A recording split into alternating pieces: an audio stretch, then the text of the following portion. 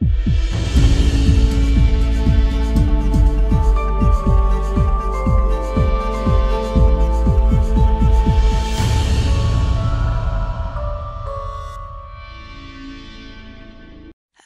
coming home, I'm coming home. Tell the world I'm coming home.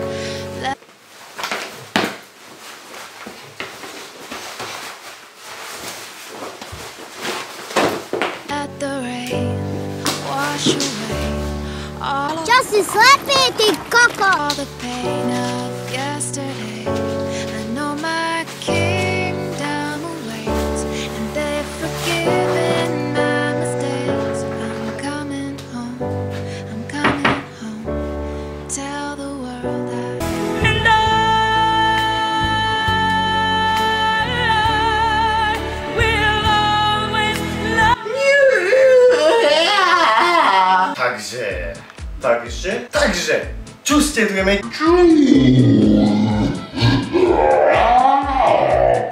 A vítajte pri našom dnešnom novom vlogu.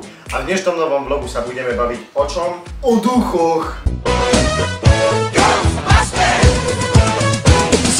Tak, aby sme už aj mohli začať. Dnešný vlog, ako som vravel, bude o duchoch. A poviem vám niečo z mojich zážitkov, keďže bývam vedľa cintorínu a susedia tu zvykli chodiť, zvykli robiť čudné veci. Takže vám o tom aj niečo poviem. Prajem príjemné sledovanie. Ja, keďže bývame tu vedľa cintorína, ako som spomínal, keď idem stále spať večer o takej 9. 10. a lahnem si a čakám do takej pol 12. 12. tak stále medzi tým časom okolo 12. a 2. alebo 1. počujem, že začnú praskať dvere. Môže to byť aj drevom, ale je to čudné, že každý večer presne v tom istom čase. Takže už som aj nad tým aj premýšľal. A možno to boli susedia.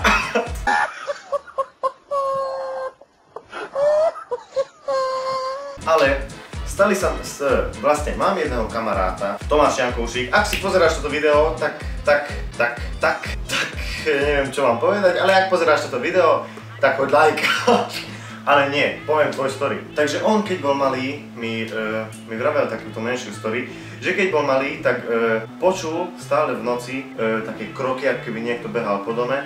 A jeho rodičia mu vlastne neverili, ani brat, ani nikto. A raz v noci poprosil brata, že nech s ním spí aspoň jednu noc a uvidí, že čo a ako. A vlastne nespali a neviem koľko bolo hodín presne, už 2 alebo 1 v noci nad ránom. A vravel mu, že teraz niekedy sa to zvyklo začínať o takejto druhej o 1.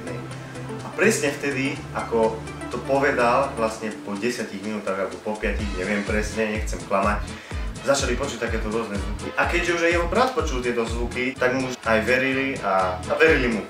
Ale ešte bolo aj také, že v noci vstal na to, ako mu niekto pohľadil hlavu. Vstal a počul nejaké malé krôčky, ako keby bežali von z jeho izby. On išiel von, že sa pozrie, že čo to bolo. Ako vyšiel vonka, tak videl, ako z kvetu spadol malý lístok na zem. No ty vole, ja keby si to uvidím, tak sa zoserem na mieste a pokrciam sa tam a ešte aj sopel mi vyletí z nosa. Prisávam Bohu. Takže ešte aj moja priateľka, Marika Halušková. Aj pri nej sa takéto veci stávali. Takže bolo pri nej niečo takéto. Ako napríklad. Nevidno to, ale ja som zhasol a zapálené svetlo. Takže pri nej sa stalo toto isté, neviem o koľkej, ale stalo sa to. A potom som sa rozhodol, ku tebe už nepôjdem spať. Zabudni. Nikdy. Never. Never. A ešte sa stalo aj také, že mali položenú metlu, ku metle sa nikto nedotkol a metla zrazu spadla. Si neviete predstaviť, že idete kľudne a vedľa vás metla lieta. Jak Harry Potter, Nimbus 2000 Nimbus.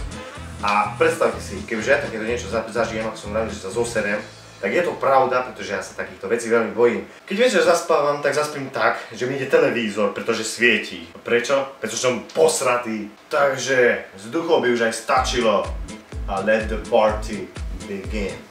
Now.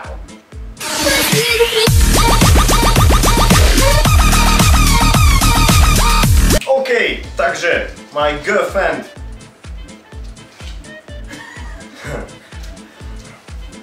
Takže, čo je podľa vás na žene najdôležitejšie? Napíšte do komentáru, ja vám to poviem teraz. vlasy. Je hlavné, aby mala vlasy, aby mala hlavu. Ďalej, čo je najdôležitejšie? Cecky. Dáš mi pusu. Nechcem. Takže ja teraz, nakoniec, vám ešte dám otázky za skú, čo ste tam napísali teraz v posledných 10 minútach. Takže, prvá otázka. Vystrelili si už niekedy zo zbrane? Iba z hračkárskej. Ahoj! Prečo si začal natáčať vlogy? A prečo si zrušil osobný Facebook?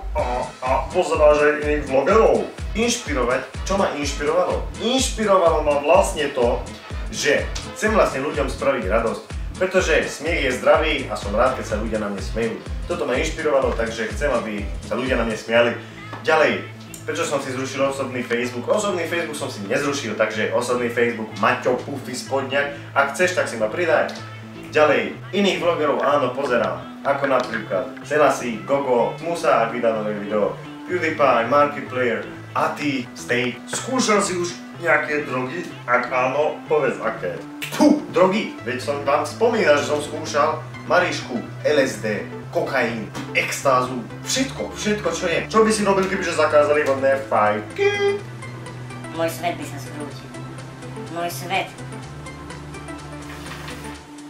Môjmu svetu by bolo amen. Nechcem to. Prečo si sa rozhodol fajčiť vodnú fajku a nie niečo iné ako napríklad Marišku a tak ďalej? Vodnú fajku som sa rozhodol fajčiť preto, lebo sa mi to zapáčilo, pretože to je mega dym. Mne sa tým páči. Páči sa mi, ako sa dajú robiť krúžky a také srandičky s tým. A proste, keď sú pre mňa nejakí kamaráti, tak je to super, pritom sa dá pri tom oriene porozprávať. Vodná fajka naozaj zväčšuje penis. Kamaráti, milí moji kamaráti, pravda, že zväčšuje penis. Keď mám už 3,5 metrový, už neviem, čo mám robiť. Takže ľudia, toto bolo asi na dneska všetko. Prepáčte, že to bol takýto krátky vlog, ale na budúce si pre vás pripravím niečo peckové, pretože sme dali 500 odberateľov.